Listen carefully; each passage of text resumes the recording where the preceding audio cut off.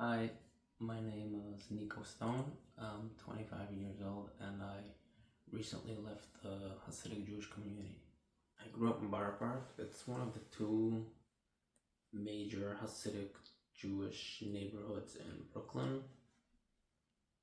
Outside of Israel, Borough Park is probably the largest Hasidic Jewish community in the world. So, who are the Hasidic Jews? I'm not going to give you a full history lesson, just the basics.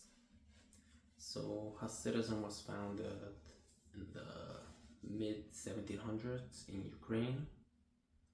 It's the most religious, most radical group within Judaism. Judaism is divided in like 5 categories, 5 levels.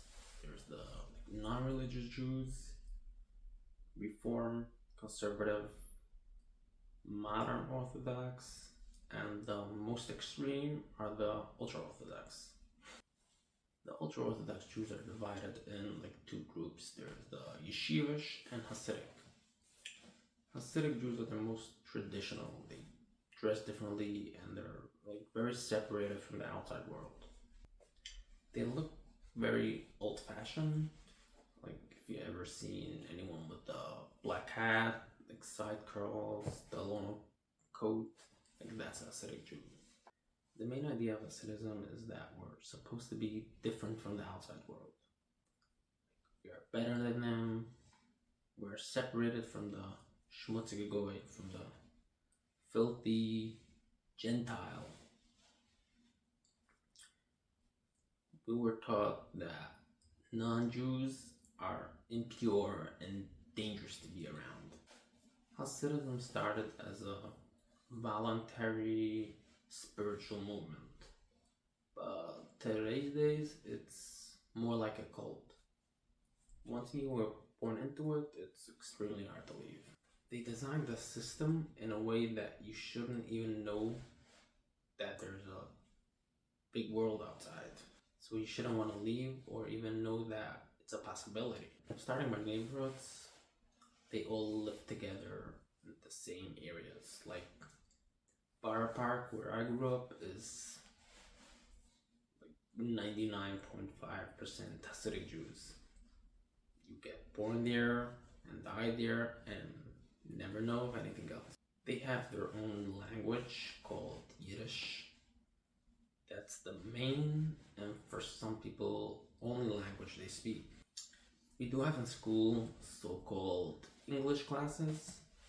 It's 1 or 2 hours a day where we officially learn how to speak English. The problem is that the English teachers are Hasidic too, so they don't speak English either.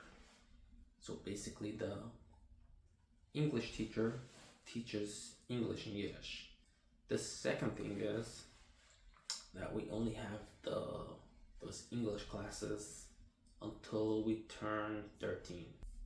Because in Judaism, you become an adult once you turn 13. So they don't want to poison you with the Goyish Sprach, the unclean, impure language that the Goyim, the non-Jews, use. They also have their own magazines and news outlines, of course in Yiddish.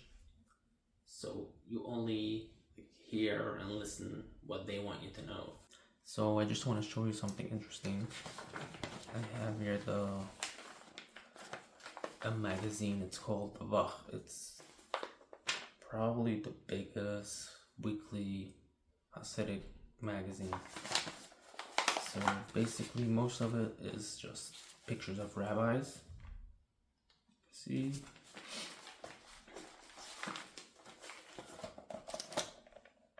Just like events, weddings, whatever.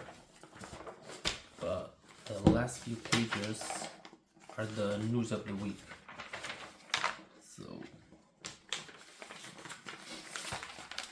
this was like an accident or whatever. I don't know if you can see, all the non-Jewish people are like blurred. You can't see their faces. So this is cops.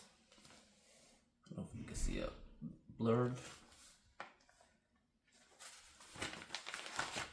page, firefighters, blurred. Some paramedics,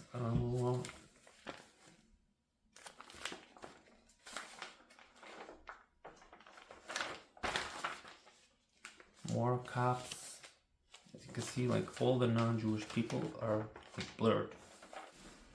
TVs and internet access are not allowed. Like having a TV at home is the worst thing you can do. Like no one has a TV. Your phone and computer has to be approved and filtered by the rabbis. So basically you have to bring in your new phone or laptop and they basically block everything.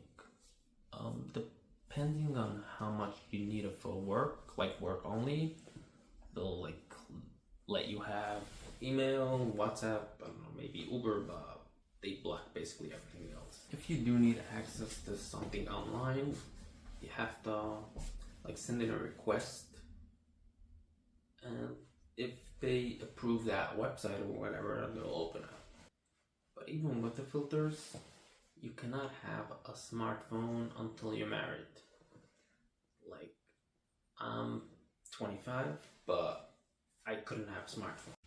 But my like neighbor or cousin who's 18, but he is married, he is allowed to have a phone.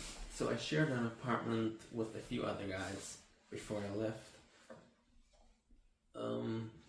And like I had to hide for years that I had a smartphone. Like, if like you could get thrown out of an apartment if they find out you have a smartphone. They try to do all they can to keep you controlled, to keep you close. You shouldn't know or have access to anything outside the circle. They make it hard and nearly impossible to succeed in the outside world. By succeed, I mean when you leave, it's hard to even be a normal, regular person. I grew up speaking a different language. I do speak English, but it's not smooth. I still have to translate the next sentence in my brain. When I meet anyone new these days, it's like within 30 seconds of the conversation, they ask me like, where are you from? And I'm like, I'm from here, from Brooklyn. And they're like, weird, because you have an accent. So it's hard to blend in because the second I meet someone new, I have to explain where I'm from, what's my story. It's just hard to like have to explain to every new person I meet. My education level is like a 10-year-old non-Jewish kid, probably worse. We don't have a regular normal education. In school, basically, we study the Jewish laws and Hasidic books all day. So that makes it hard to find a job in the secular world.